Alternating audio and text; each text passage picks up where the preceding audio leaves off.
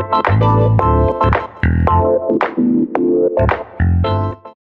number of merger and acquisition operations here in Brazil has increased in the last few years. People who deal with this kind of business say it's a way of some industries to get stronger amid international competition. I'm Luciane Miranda and this is São Paulo Direct by Dukascopy TV.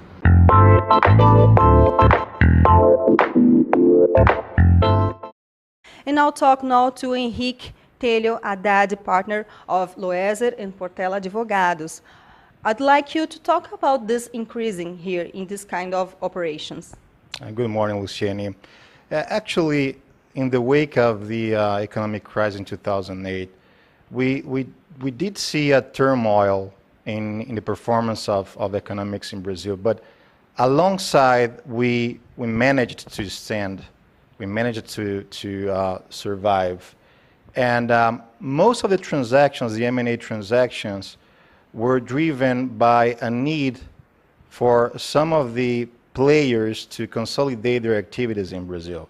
But not only then, not only to survive some of this turmoil generated by the economic crisis, but also because at the same time we were experiencing a stability in economic, political stability, an increase in the C-level class, in the purchasing power of the C-level class, and we also gained an investment grade that allowed us to get more investments from abroad, to increase the number of M&A transactions as a consequence of that. And we have experienced that growth in M&A deals from the last 7 years or so. And for the last 4 years, I would say that the number of deals, of M&A deals, has been maintained at the same level. What about regulation by CADE? Is it different here in Brazil from abroad? Well, from 2012 on, there was a change on legislation for antitrust regulations, which made it more similar to the antitrust regulations that are used abroad, that are applicable abroad, especially in Europe, whereby all the M&A operations which follow or are lie in the regulations that are supposed to be presented need to be submitted before they are concluded. So it does bring more security legal-wise, because you cannot perform any activity being together or after being acquired before the antitrust authorities approve the operation.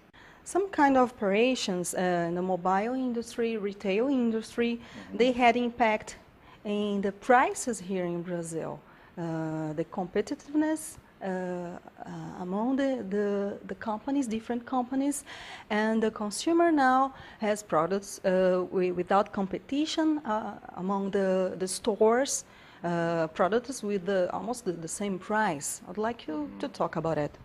Well, the main assumption for those operations to take place is that they are scrutinized by the antitrust authorities such that we can make sure that after the deal is done, after the deal is completed, the activity will generate positive results to consumers as a general rule. And that's what the CADE as an antitrust authority is driven, and the way they are supposed to evaluate all those operations to guarantee that there will be fair competition in the market.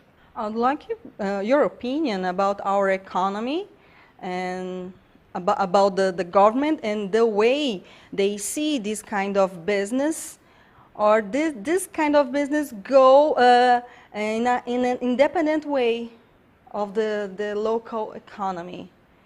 Does it happen?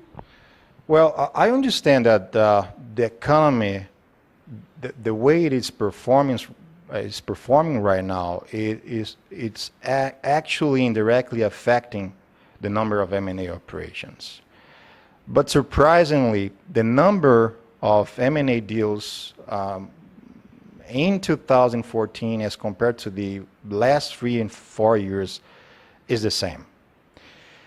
We know that most of the economic performance right now is focused on consumption. Almost, if I'm not wrong, 70% of our local GDP is made of consumption instead of investments.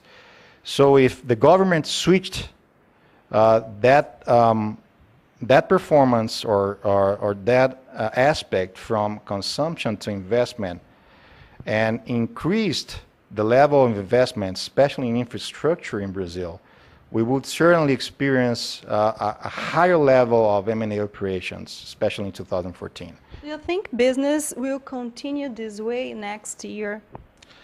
It's very hard to say. It's very hard to say, but I think it would really depend on how the economic policy will be driven from the new presidential election on. Enrique, thank you so much for joining us. You're welcome, Luciane, anytime. Luciane Miranda to São Paulo Direct by Dukascopy TV.